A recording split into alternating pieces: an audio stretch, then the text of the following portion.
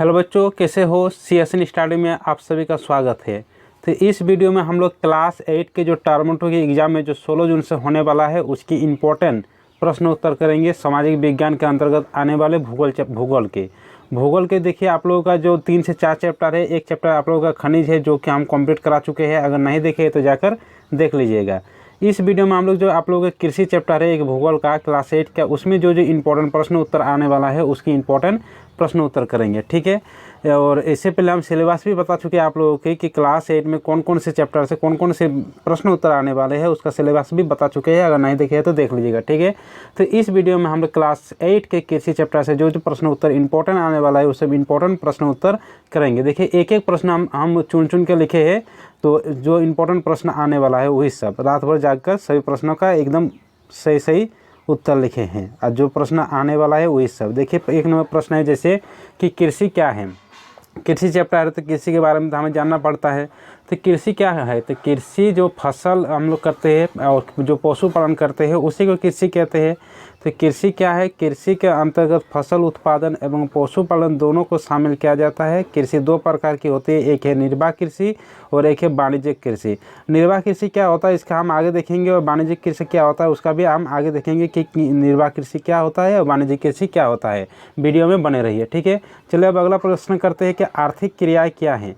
तो आर्थिक क्रिया किसको हम कहते हैं, देखिए जिस क्रियाओं से हमारे आय बढ़ती है तथा आर्थिक उन्नति हमें होती है उसे ही आर्थिक क्रिया कहते हैं। तो वही है कि मनुष्य की जिन क्रियाओं से आय बढ़ती है और आर्थिक उन्नति होती है उन्हें ही आर्थिक क्रियाएं कहती है। और आर्थिक क्रियाएं 3 प्रकार की होती है। प्रश्न भी हम लिखा दिए कि आर्थिक क्रियाएं कितने प्रकार के होते हैं। तो आर्थिक क्रियाएं 3 प्रकार की होती है, प्राथमिक, द्वितीयक और तृतीयक।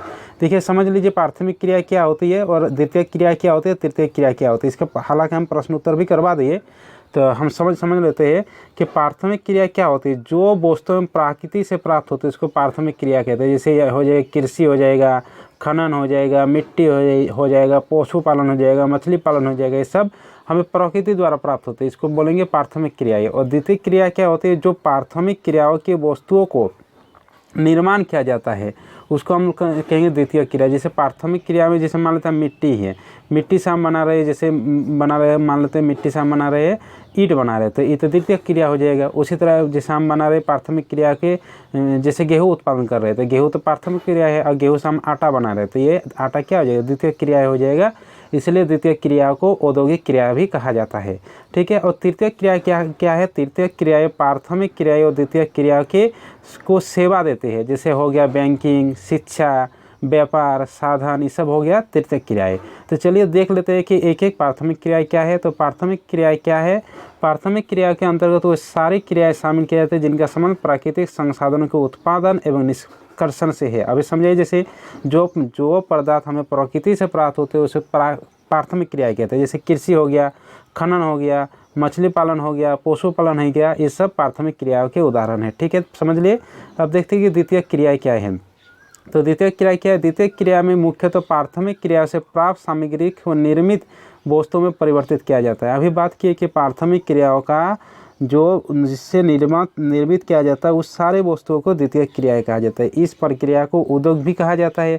जैसे गेहूं से आटा, बिस्कुट, डबल रोटी बनाना, लोहे से लोहा बनाना, ये सब क्या है, द्वितीय क्रियाओं के उदाहरण है। कपास से वस्त्र बनाना, ये सब द्वितीय क्रियाओं के उदाहरण है। अब देख लेते हैं कि तृतीय क्रिया क्या है। तो तृतीय क्रिया में अभी बात की है कि तृतीय क्रिया में ऐसी क्रियाओं को शामिल किया जाता है जो प्राथमिक एवं द्वितीय क्षेत्र की सेवा कार्य द्वारा सहयोग प्रदान करते हैं। जैसे यातायात, सेवा, संचार, व्यापार, विज्ञापन, बैंकिंग, शिक्षा आदि, ये सब तृतीय क्रियाओं के उदाहरण है, ठीक है। देखिए अब आ गया आप लोगों का निर्वाह कृषि, जो कि हम पहले प्रश्न में बात किए थे कि निर्वाह कृषि क्या होते हैं। तो निर्वाह कृषि हो गया वो कृषि जो अपने परिवार की आवश्यकता है कि कृषि उत्पादन करते हैं। मान लीजिए कि हम कुछ मान लेते हैं कि धनिया उगा दिए, फिर पालक उगा दिए, फिर यहाँ पर कुछ टमाटर उगा दिए, फिर यहाँ पर कुछ हम बैगन उगा दिए, और अपने इसमें व्यापार नहीं किया जाता है, लाभ कमाना उद्देश्य नहीं होता है। ताकि निर्वाह कृषि वो होता है जो परिवार के लिए थोड़ा बहुत खाने के लिए हम इस लगाते हैं, उसको निर्वाह कृषि कहते हैं। इसमें व्यापार करना या लाभ करना उद्देश्य नहीं होता है। छोटी छोटी मात्रा में कृषि का सभी वस्तुओं का कृषि का मतलब उत्पादन किया जाता है। तो कृषि का ऐसा तरीका है जिसमें किसान मुख्यतः अपने परिवार की आवश्यकता है तो कृषि कार्य करता है, उसे निर्वाह कृषि कहते हैं। और निर्वाह कृषि भी दो प्रकार की होती है, एक गहन निर्वाह कृषि और एक कृषि होता है उसमें आता है आप लोग के स्थानांतरित कृषि। तो गहन निर्वाह कृषि भी इम्पोर्टेंट प्रश्न है कि गहन निर्वाह कृषि हम किसे कहेंगे। तो गहन निर्वाह कृषि में किसान साधारण औजारों से खेती करते हैं, इसमें श्रम की प्रधानता रहती है, मतलब मेहनत ज़्यादा करना पड़ता है। ज़मीन को छोटा सा टुकड़ा भी कृषि कार्य में लगाया जाता है गहन निर्वाह कृषि में।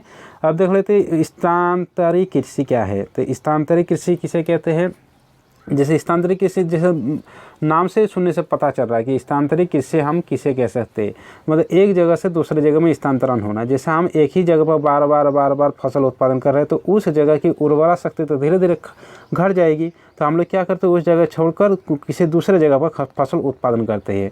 तो एक जगह से दूसरे जगह स्थानांतरित होना ही स्थानांतरित कृषि कहलाता है। एकदम आसान है, एकदम बहुत आसानी हम ये सब लिखा है, मतलब पढ़ने से ही समझ में आ जाएगा। तो मृदा की उर्वरा शक्ति कम होने के बाद किसान एक जगह से दूसरी जगह स्थानांतरित होना स्थानांतरित कृषि कहलाता है। और स्थानांतरित कृषि को कर्तन कृषि या दान कृषि के नाम से भी जाना जाता है। एकदम आसान है, पढ़ने से भी पता समझ में आ जाएगा। देखिए ये हो गया गहन कृषि। अब हो गया वाणिज्यिक कृषि। तो गहन कृषि हो गया था जो हम समझे कि अपने परिवार की आवश्यकता है तो जो कृषि उत्पादन करते हैं उसे गहन कृषि कहते हैं। और वाणिज्यिक कृषि जिसका उद्देश्य होता है लाभ कमाना, मतलब बाजार में बेचना, व्यापार करना, जिसके द्वारा हमें लाभ भी प्राप्त होते हैं, उसे कहते हैं वाणिज्यिक कृषि। तो वैसे कृषि जिसमें फसल उत्पादन में पशुपालन, ये पशुपालन है, मुख्यतः आर्थिक लाभ के लिए किया जाता है, उसे वाणिज्यिक कृषि कहते हैं। उसे क्या कहते हैं, वाणिज्यिक कृषि। ठीक है, समझ लिए। अब समझते हैं कि मिश्रित कृषि क्या है। तो देखिए हम कृषि का जो परिभाषा में पढ़े, कृषि क्या होता है, फसल उत्पादन और पशुपालन दोनों को कृषि कहते हैं। तो मिश्रित कृषि उसे कहते हैं जहाँ पर फसल उत्पादन एवं पशुपालन साथ साथ किया जाता है, मतलब उसे कोई मिश्रित कृषि कहते हैं। तो फसल उत्पादन के साथ साथ पशुपालन कार्य करना मिश्रित कृषि कहलाता है। ठीक है, अब देखते हैं कि रोपण कृषि क्या है। देखिए ये सब इंपॉर्टेंट प्रश्न है, आ सकता है टर्मोटो के एग्जाम में जो 16 जून से आप लोगों का होने वाला है। तो रोपण कृषि में रबर जैसे आप लोग जाते हैं, कहवा यानी कॉफ़ी, चाय, मसाले, नारियल की एकल फसल उगाई जाती है, ये सब क्या कहते हैं, रोपण कृषि। अब देखते हैं कि विश्व का सबसे बड़ा कहवा उत्पादक देश, यहाँ कहवा यानी कॉफ़ी भी बोल सकते हैं, कौन सा देश है, तो कहवा उत्पादक देश है ब्राज़ील, इसका आंसर सही हो जाएगा। देखिए और भी बहुत सारा प्रश्न हो सकता है, जैसे भारत में चाय उत्पादन कहाँ किया जाता है, तो भारत में चाय के उत्पादन एक तो असम में किया जाता है, फिर दार्जिलिंग में किया जाता है।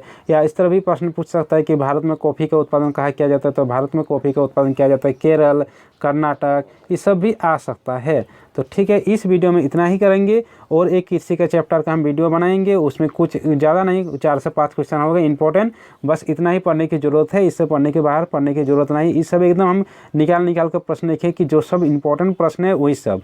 तो वीडियो थोड़ा हालांकि लंबा बन जाएगा, इसलिए इसमें कुछ हम क्वेश्चन लिए हैं, उसमें कुछ क्वेश्चन लिए हैं, तो चिंता की बात नहीं है, उसमें ज़्यादा प्रश्न उत्तर नहीं होगा, 4 से 5 ही प्रश्न उत्तर होगा, बस इतना ही पढ़ लीजिएगा। ये हो कृषि चैप्टर। इससे पहले हम एक खनिज चैप्टर करवा दिए, उसका वीडियो पढ़ लीजिएगा। और एक चैप्टर आप लोगों का है शायद मानव संसाधन वाला है शायद, तो उसके कुछ इंपॉर्टेंट क्वेश्चन करेंगे। बस भूगोल में इतना ही पढ़ने की ज़रूरत है, भूगोल में इससे पढ़ने के बाहर पढ़ने की ज़रूरत नहीं है। चलिए सभी दोस्तों के साथ इस वीडियो को शेयर कर दीजिए, लाइक कर दीजिए, चैनल को सब्सक्राइब नहीं किया तो चैनल को सब्सक्राइब कर दीजिए।